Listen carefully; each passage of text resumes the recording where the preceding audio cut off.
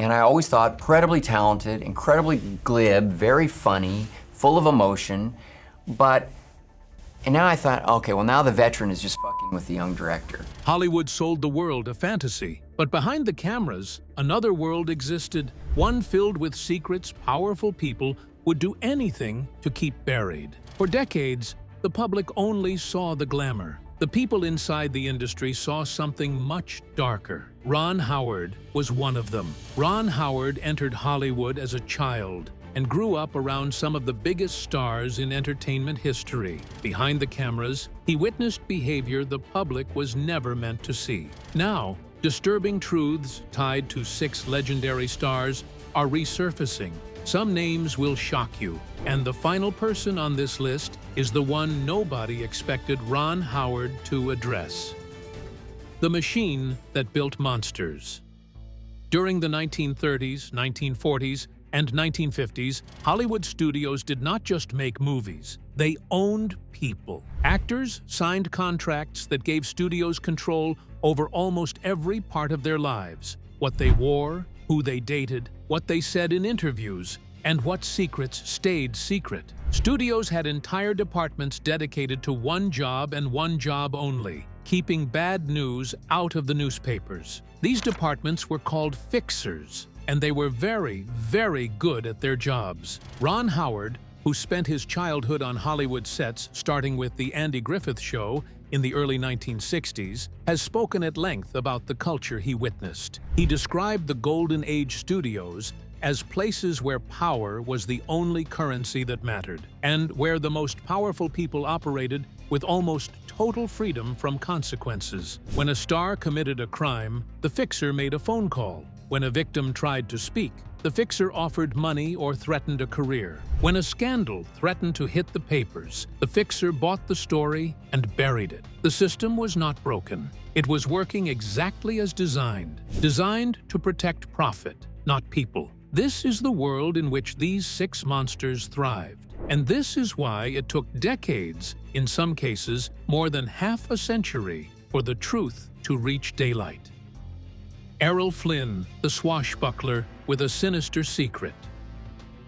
Before Hollywood learned how to market superheroes, it already had one of its own walking through its studios in the flesh. Errol Flynn looked like he had been built for cinema itself. Tall, impossibly handsome, and overflowing with charm, he carried himself with the kind of ease that made everything around him feel like a scene carefully staged for his arrival. He was the kind of man who could walk into a room and make every single person inside believe they were his closest friend. On screen, Flynn was magnificent. He swung from ropes, fought duels, and rescued the innocent in films like The Adventures of Robin Hood and Captain Blood. Boys wanted to be him. Girls adored him. Studios called him the most naturally gifted star they had ever signed. Off-screen, the story was something entirely different. Flynn had a reputation for reckless behavior that the studios worked overtime to contain. The drinking was well known. The wild parties were an open secret.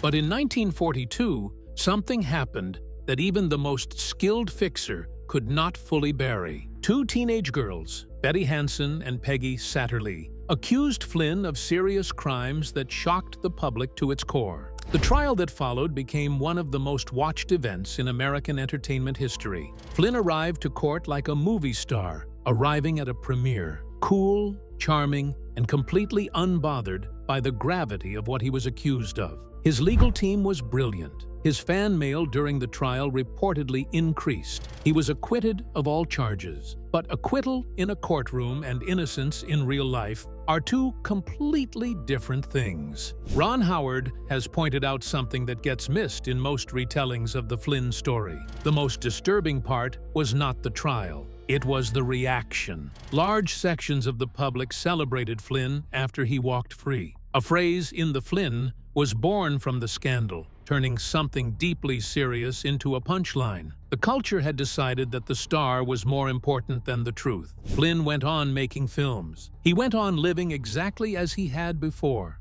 And the studio system, rather than examining what it had helped create, went right back to protecting its investment. Flynn died in 1959 at just 50 years old, his body wrecked by decades of excess. But the real damage he left behind was never measured in column inches or courtroom records. It was measured in the lives of people who never got justice and in a culture that taught an entire generation to look the other way.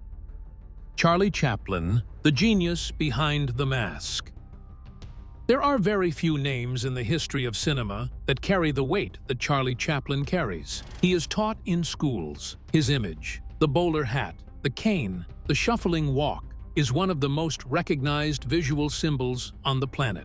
Film historians call him a genius. Critics place him alongside Shakespeare and Mozart as one of the great artists of the modern era. And Ron Howard has never disputed Chaplin the artist. What Howard has been willing to acknowledge is the enormous, painful gap between Chaplin the genius and Chaplin the man. Chaplin married 4 times. His first wife, Mildred Harris, was 16 years old. He was 29. His second wife, Lita Gray, was also 16, and she was pregnant. Chaplin was 35. His third marriage, to Paulette Goddard, was slightly less controversial in terms of age. But in 1943, while pursuing 18-year-old Una O'Neill, who was 36 years younger than him, Chaplin was embroiled in a scandalous and deeply troubling paternity suit brought by a young actress named Joan Barry. The Barry case was particularly disturbing. Evidence presented during the proceedings painted a picture of a man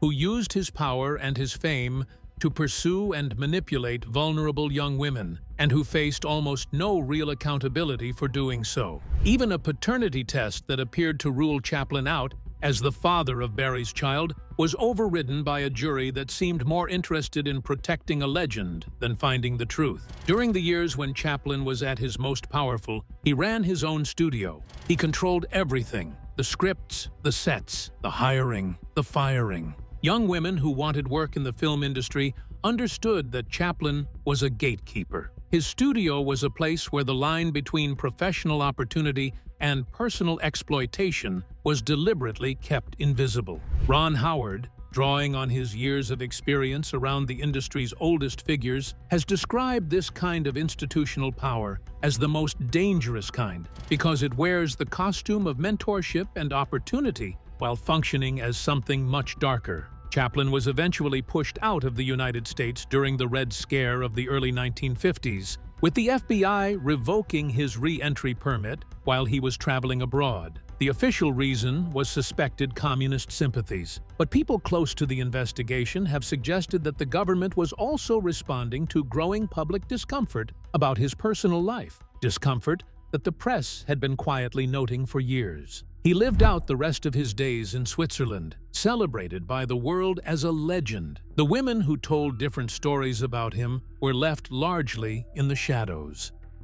Bing Crosby, America's favorite father, was his son's worst nightmare. For millions of Americans during the 1940s and 1950s, Bing Crosby represented comfort itself. He had the voice, the charm, the calm presence that made audiences feel safe the moment he appeared on screen or radio. His Christmas songs became part of family traditions across the country. Studios presented him as the ideal American father, warm, wise, relaxed, and deeply devoted to his children. Life magazine even described him as one of Hollywood's most beloved family men. But behind the carefully polished image was a home life that several of his own children later described very differently. The most disturbing accounts came from Bing Crosby's son, Gary Crosby, who released a memoir titled Going My Own Way. Instead of describing a glamorous Hollywood upbringing, Gary painted the picture of a household ruled by fear, strict control, and punishment. According to Gary, his father treated the home almost like a military camp, where obedience was expected at all times and mistakes were dealt with harshly. Gary claimed the boys were weighed regularly, and gaining too much weight could lead to physical punishment. He described living in constant anxiety, never knowing what small action might trigger his father's anger. According to his account, Bing often returned home already looking for a reason to discipline one of the children. Some punishments, Gary said, became severe enough to leave marks behind. What makes this story especially heartbreaking is what happened to the Crosby sons later in life. Gary, Dennis, Lindsay, and Philip all struggled heavily with alcoholism as adults. The emotional damage within the family seemed to follow them long after childhood ended. Lindsay Crosby and Dennis Crosby both eventually passed away tragically. Tragedies that forced many people to look back at the family's history in a far darker light. Gary spent years wrestling with the contradiction between the father the world adored and the man he claimed terrified his children behind closed doors. To the public, Bing Crosby symbolized warmth and stability. In private, Gary described a home where fear shaped daily life. And that contradiction is exactly why Ron Howard and many others believe stories like this matter when discussing old Hollywood. The entertainment industry was incredibly skilled at building myths around its biggest stars. Bing Crosby's image as the perfect father was not just natural public affection, it was also part of a carefully protected brand that helped sell movies, records, and radio programs to millions of families. Hollywood did not invent Bing Crosby's behavior, but it certainly helped preserve the illusion that none of it existed. Joan Crawford, the most calculated cruelty in Tinseltown.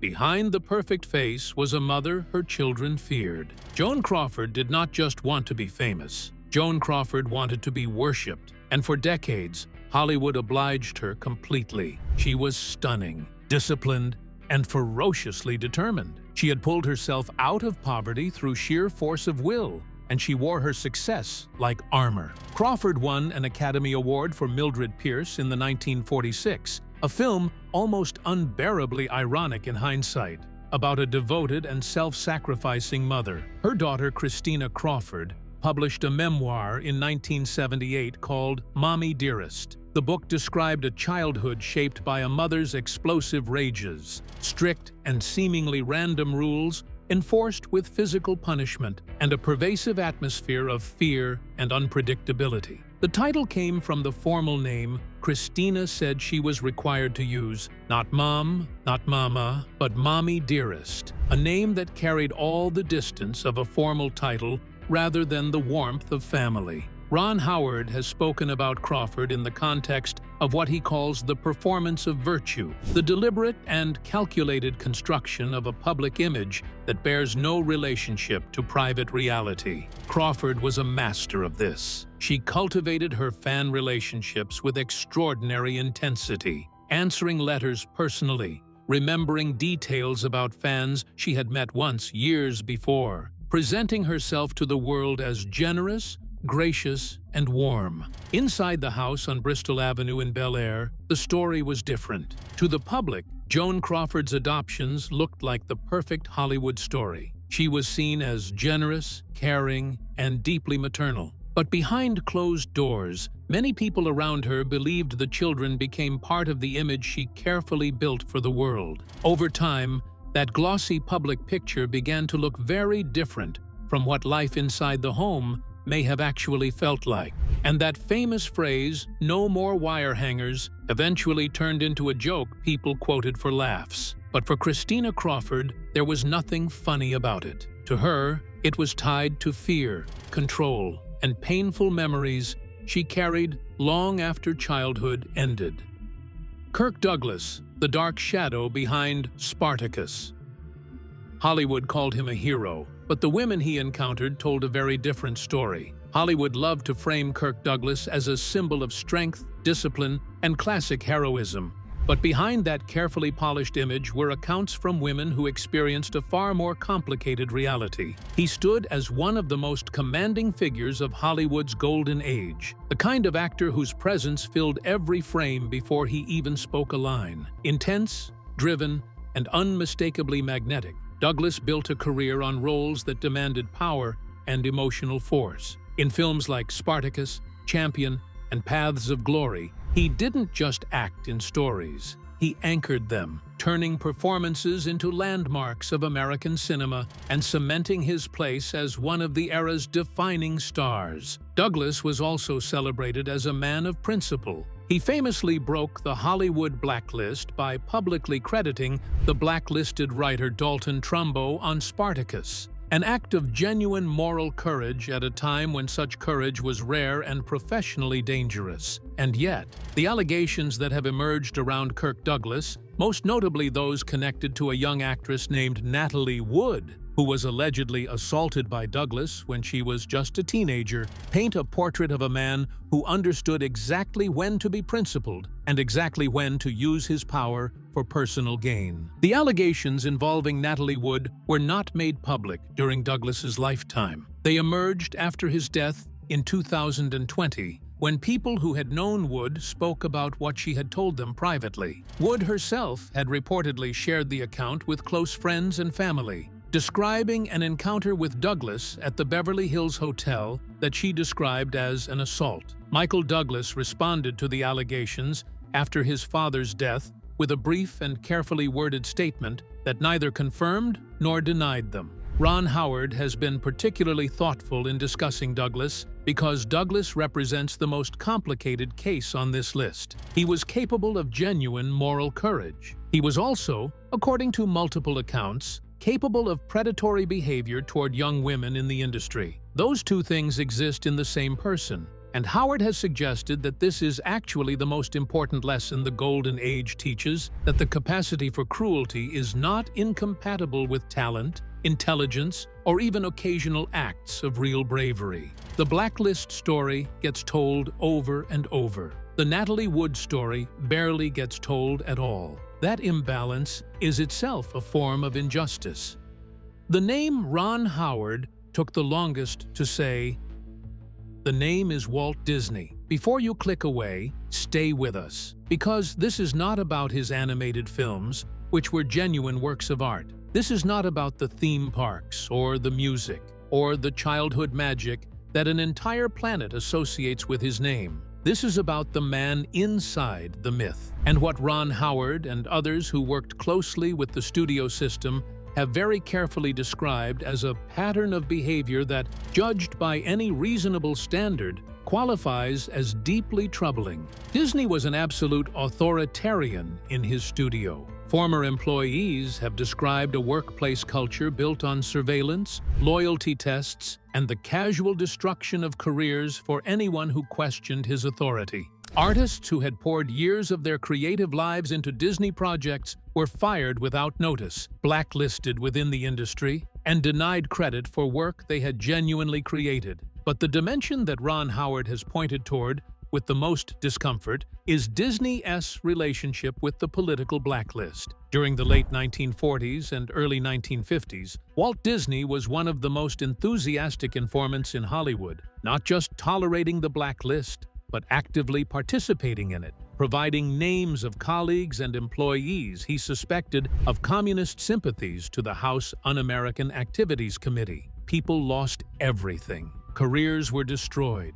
Families fell apart, and Disney sat before the committee and smiled for the cameras. Disney's involvement during the blacklist era was far deeper than many people realize. As more testimonies and historical documents surfaced over the years, a picture emerged of someone who did not simply stay quiet during the Hollywood witch hunts, but actively supported what was happening. He believed the industry needed to be cleansed of certain political influences, and his position carried enormous power at the time. The result was devastating for many writers, actors, and directors whose careers collapsed, not because they committed crimes, but because of their political beliefs and associations. That is what makes the Disney legacy so complicated for many people looking back today.